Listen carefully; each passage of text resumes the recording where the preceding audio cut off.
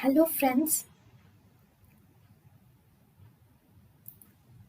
Welcome to Creative Medicine.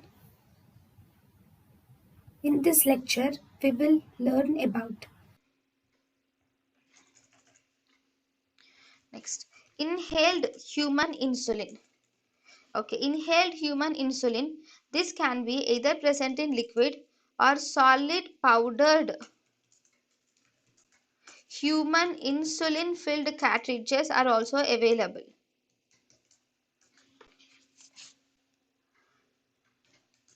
Okay, these are actually loaded by an electrical inhalational device, just like nebulizers which are available.